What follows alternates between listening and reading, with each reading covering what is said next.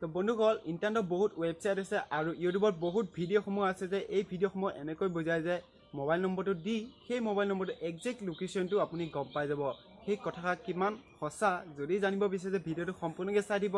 মই সকলোখিনি কথা আপোনালোকক বুজাই দিম, ট্ৰেক কেনেকৈ কৰে, কেনেকৈ কৰিব পাৰে।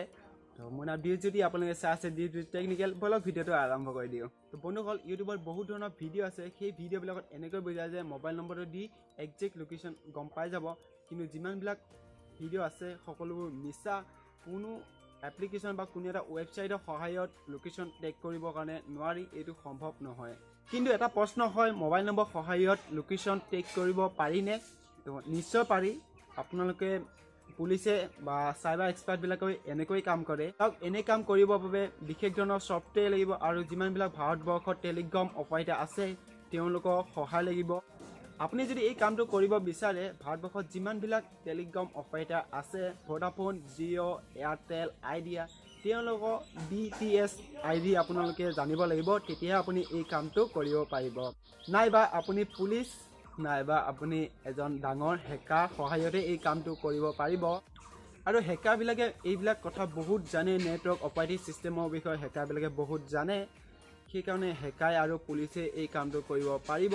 যদি আপুনি হেকাৰক লৰে, যদি আপোনাক গম পাই যায়গৈ তো আপোনাৰ পুলিচে আৰু ধৰিবই।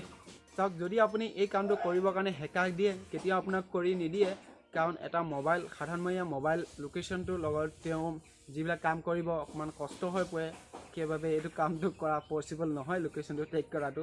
আপুনি যোনটো মোবাইল ট্ৰেক কৰিব সেই মোবাইলটো যদি ছুইচ অফ হৈ থাকে তো ইণ্ডিয়া প্ৰেচিডেণ্ট আহিলেও ট্ৰেক কৰিবৰ কাৰণে নোৱাৰে। চাওক এতিয়া GPS কথা কওঁ, তো GPS যদি আপোনালোকে ট্ৰেক কৰিব বিচাৰে সেই যোনটো মোবাইলত আপুনি ট্ৰেক কৰিব সেই মোবাইলত এটা এপ্লিকেশ্যন ইনষ্টল কৰিব লাগিব, তেতিয়াহে আপুনি সেই মোবাইলটো ট্ৰেক কৰিবৰ কাৰণে পাৰিব।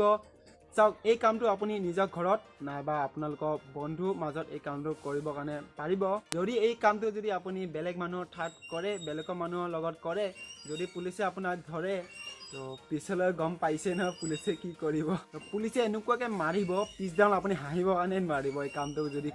চাওক যদি ভাবিছে আপোনালোকে মোবাইল নম্বৰ ট্ৰেক কৰিবৰ কাৰণে এপ্লিকেশ্যন বা ৱেবছাইটত যায়, যেতিয়া মোবাইল নম্বৰ এণ্টাৰ কৰে তেতিয়া আপোনালোকে বহুত এড দেখা পায় আৰু এপ্লিকেশ্যনত বহুত এডভাৰটাইজ আহে।